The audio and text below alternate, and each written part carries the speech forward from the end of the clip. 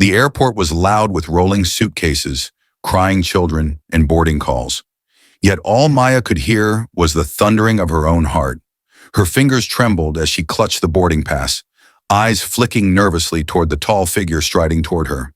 "Don't do this, Maya," Ethan's voice cracked, his American accent thick with desperation. His blue eyes searched hers, raw and pleading.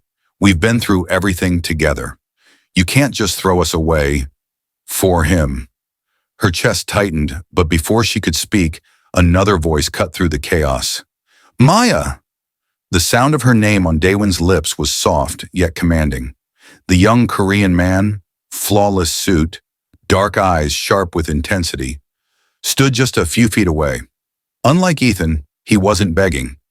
He simply extended his hand toward her, calm and steady, as if he already knew she belonged with him. Every gaze in the terminal seemed to lock on her. People paused, watching as if it were a scene ripped from a movie. Ethan grabbed her arm. Daewon reached out his hand. Maya was caught between two worlds, one familiar and safe, the other dangerous, unknown, yet irresistible. Her mother's words echoed in her mind. "The heart doesn't choose what's easy. It chooses what it wants." Tears stung her eyes. Ethan's grip tightened. Daewon's gaze burned into her soul, and in that moment, with the weight of two futures crushing her chest, Maya knew. Whatever she chose would change her life forever. The silence after her decision was deafening. Maya's trembling hand slipped free from Ethan's grip, and with one shaky breath, she placed it in Daewon's. Gasps rippled through the crowd. Ethan's face went pale, as though the ground had been ripped from beneath him. "Maya, you can't be serious," Ethan whispered, his voice breaking. His hand hung in the air, desperate, but she didn't return to him. Daewon's hand closed around hers firmly, a shield against the chaos. He didn't gloat, didn't smirk. He simply pulled her gently toward him, his expression unreadable yet protective. Ethan's pain turned quickly to anger. "You don't even know him. He'll use you, Maya. And when he's done, where will you be? Alone, broken, and I won't be here anymore." His words sliced through the air, sharp and bitter. Maya's eyes filled with tears, but she refused to look away from Daewon. "I know enough," she said softly, her voice trembling but resolute. "Enough to know he sees me, in a way you never did." Daewon's jaw tightened, his hand tightening around hers as though to anchor her. Without another word, he turned, guiding her toward the exit. Cameras flashed, paparazzi had already begun to swarm, sensing a scandal. Ethan's final words echoed behind her like a curse. "You'll regret this, Maya. You'll regret him." But as Daewon pulled her through the flashing lights and roaring whispers, Maya whispered to herself, "Then let me regret it, on my own terms." The car door slammed shut, muffling the chaos outside. Maya sat in stunned silence as Daewon's driver sped them away from the flashing cameras. Her heart pounded, not just from the choice she'd made, but from the storm she knew was waiting for her. Daewon finally spoke, his voice low but steady. "You didn't have to choose me, Maya. Not like that." She turned to him, anger flashing through her tears. "You think I don't know that?" "Ethan never saw me, Daewon. Not really." "You," she broke off, pressing a hand to her chest. "You looked at me like I mattered." Daewon's jaw clenched, his usual calm cracking for the first time. He looked out the window as if afraid his eyes would betray too much. "If you knew who I really was, you might regret standing beside me tonight." Her brows furrowed. "What are you talking about?" He hesitated, then met her gaze. His voice was rough, weighted with a truth he'd carried too long. "My name alone can destroy lives. My family owns one of the largest conglomerates in Korea. To them, I'm not a son. I'm a weapon." Maya's breath caught. Suddenly, everything, the bodyguards at a distance, the whispers in the club, the way people bowed when he passed, clicked together. Before she could respond, his phone buzzed. He glanced at the screen, his face hardening. "They know about you," he said grimly, "and they won't let this go." Maya had never felt so small in her life. The black sedan rolled through towering iron gates, revealing a mansion that looked more like a fortress. Every step she took beside Daewon felt like walking into a lion's den. Inside, the air was heavy with power and judgment.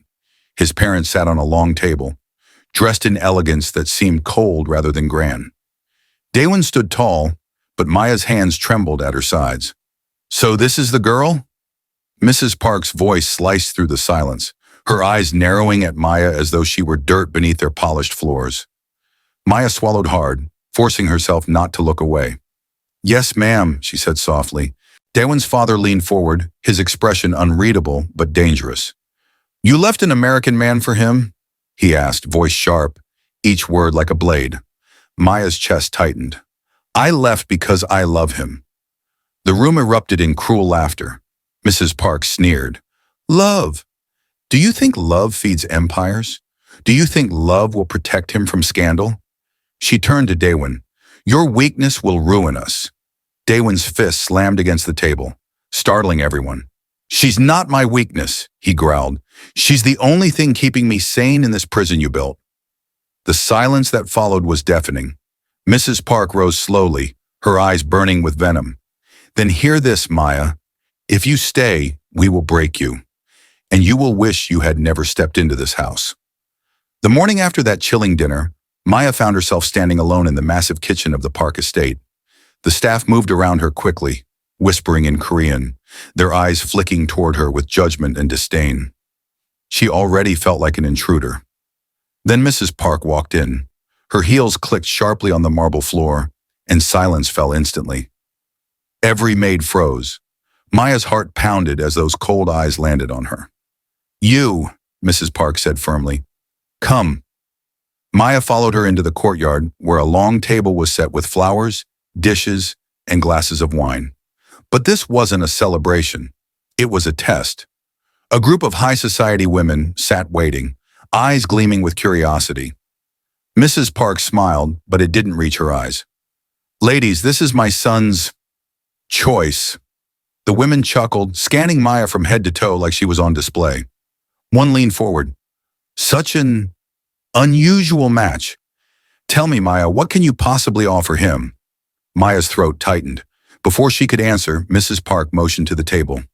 "Serve them." Maya blinked. "Excuse me." "Serve them," Mrs. Park repeated, her voice icy. "If you want to stand beside my son, start from where you belong." Her hands shook as she picked up the tray, humiliation burning through her veins. Laughter echoed around her as one of the women deliberately knocked over her glass, watching red wine splash across Maya's dress. Maya stood frozen, trembling, but inside something fierce began to stir. The red wine clung to Maya's white dress, dripping down to the floor. The women burst into laughter, their manicured hands covering sneers that cut deeper than any blade. For a moment, Maya wanted to disappear. The shy girl in her wanted to run and cry. But then she saw him, Jisoo. He had walked into the courtyard silently, standing at the edge of the crowd.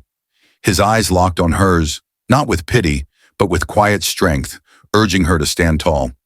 Something inside her snapped. Maya set the tray down with a loud clang. The laughter died instantly. She straightened, her chin rising as her trembling stilled. Her voice, calm but sharp, cut through the air. "You asked me what I can offer him?" she said, staring directly at the woman who had mocked her. "I offer something none of you have. Loyalty that isn't bought by wealth, love that isn't measured by status, and the courage to stand here even when you try to humiliate me." Gasps rippled across the table. Mrs. Park's face tightened, her smile fading. Maya took a step closer, her stained dress clinging to her, her eyes blazing with unshaken pride. "You wanted me to serve you? Fine. But never mistake service for weakness. I know who I am." The courtyard fell silent. Even Mrs. Park, for the first time, had no words. From the corner, Jisoo's lips curved into the faintest smile. Maya had drawn the first line in a battle that had only just begun. Mrs. Park's silence didn't last long. Behind her composed smile, a storm brewed. As the guests whispered, she raised her glass gracefully, pretending nothing had happened. But her eyes, sharp and calculating, never left Maya. Later that night, when the lights dimmed and the guests departed, Mrs. Park sat in her private lounge with two of her closest allies. "That girl thinks she can challenge me?" she said coldly, her voice like ice. "She doesn't belong in Jisoo's world." And I will make sure she remembers that. Her friend leaned forward. What will you do? Mrs. Park's lips curled into a smirk. Destroy her quietly, piece by piece. If she wants to fight, she'll regret ever stepping into this family's shadow. Meanwhile, Maya sat alone in her small room, staring at her stained dress folded neatly on the chair. The humiliation still burned, but so did the fire inside her. Jisu's silent encouragement replayed in her mind. She hadn't backed down, and she never would. Suddenly, her phone buzzed. It was a message from an unknown number. You don't belong here. Leave him before it's too late.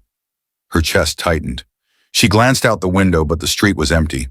The message came again, this time with a photo. Her walking home earlier that evening.